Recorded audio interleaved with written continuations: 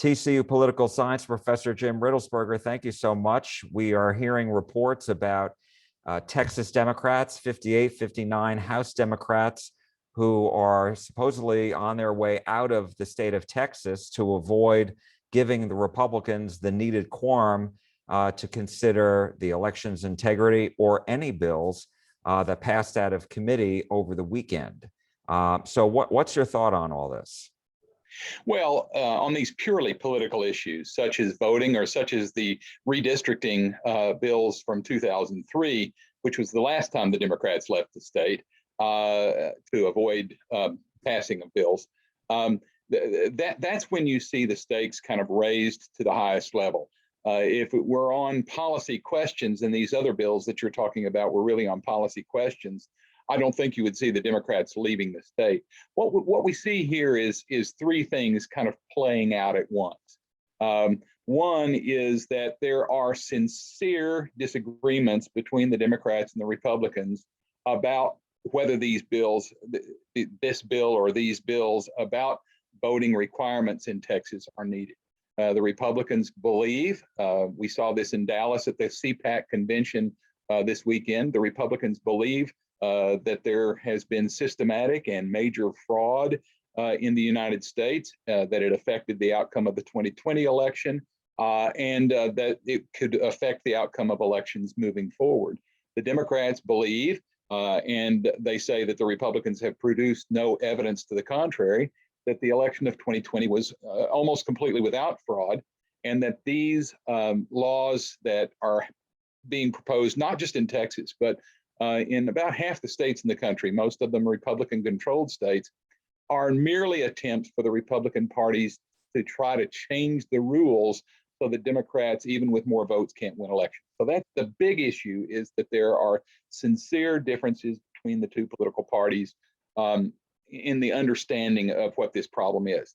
Then you add to that the fact that the Democrats have only one tool in their toolkit in Texas, because they are a minority party, and the lieutenant governor and the House Speaker would be able to push these bills through in the legislative session. So the only option they have is to leave the state. And then the third thing is that the choice to go to Washington, D.C. raises the stakes and means that Texas now is the symbolic stalking horse for all of these bills and all of the states that are addressing them at this point. And so it will raise it to a national level in a way that has not been done before. So obviously the special session goes as long as 30 days and then it ends, but the governor can keep calling them back for special sessions, right? Correct. I believe that Rick Perry called them back to a third special session before they left Albuquerque. If you remember the Senate, it was the Senate in that sense, in the last instance in 2003. The House did it at the end of the regular session, and the Senate did it in the special sessions. At that point, they went to Albuquerque, and it was I think 3 special sessions before the redistricting laws were passed in that session. So the governor can call as many special sessions as he wants.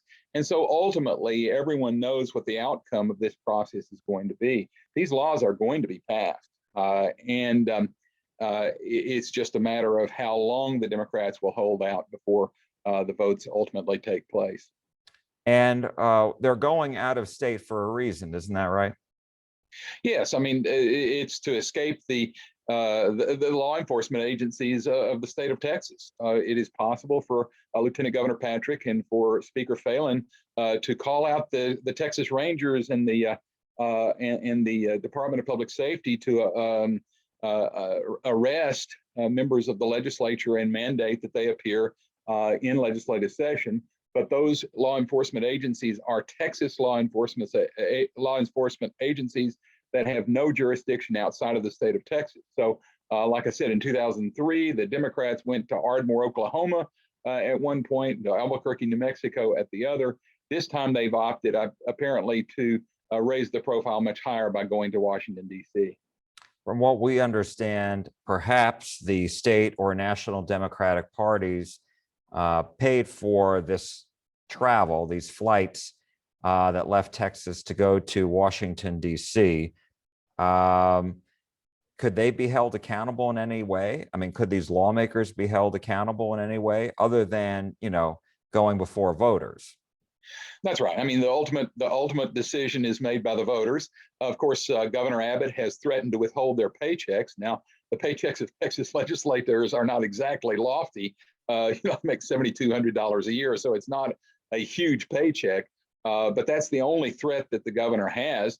And whether it is legal for him to do that is something that's still up in the air. It's highly problematic that the governor could use his power in the executive branch of government to keep the legislative branch from being paid. But that's really the tool that he has in his toolkit. What the Republicans ultimately have is a majority, and assuming that the Democrats want to come back home, once they do come back home, the Republicans will be able to pass these bills.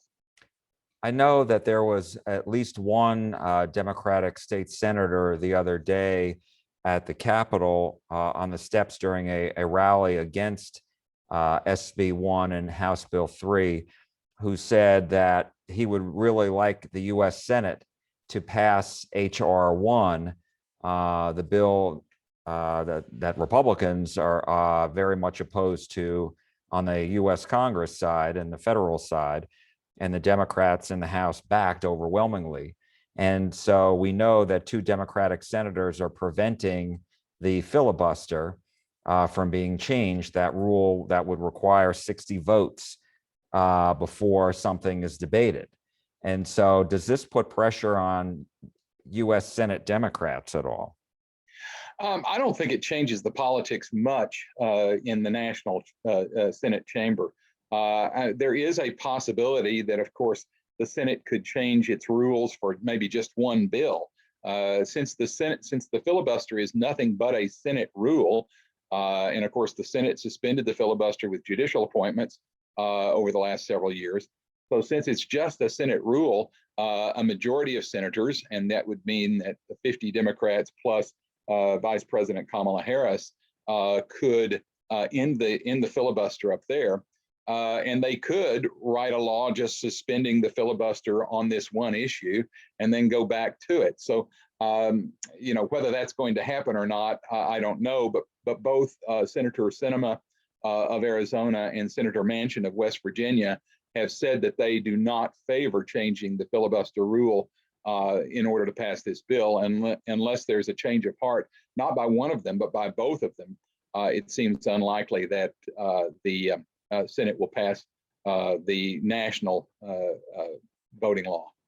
Well, as you and I are talking right now, we just got confirmation from the Texas House Democratic Caucus, in which they state that the Texas House Democrats left the state and broke quorum to fight back against state Republicans' continued attacks on Texans' freedom to vote. So it was the Texas House Democratic Caucus Chair, Chris Turner, Mexican-American Legislative Caucus Chair, Rafael Anchia, Texas Legislative Black Caucus Chair, Nicole Collier, and then Legislative Study Group Caucus Chair, Garnet Coleman, and Dean Sinfronia Thompson released the following statement, and then they go on to release what they are saying. We are now taking the fight to our nation's capital. We're living on borrowed time in Texas. We need Congress to act now to pass the For the People Act and the John Lewis Voting Rights Act to protect Texans and all Americans from the Trump Republicans' nationwide war on democracy. So it's basically confirming what I just told you before, Yep. But it doesn't seem like it's going to change much. It's putting pressure on the U.S. Senate, and there doesn't seem to be any method for them to make that work as long as the senators remain steadfast against changing the rules. That's correct. Okay. All right. Anything else you'd like to say? Well, it's fun times in Texas again.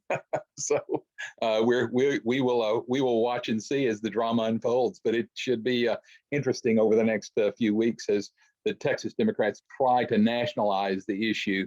Voting laws have always been done mostly at the state level. So trying to transform it into a national issue is a real sea change in terms of legislative technique. So we'll just see how it unfolds. All right. Thank you so much. Really appreciate it. Professor Sure. Jim Riddlesperger from TCU. Thank you Okay, again. thank you so much. All right, you take care. Okay.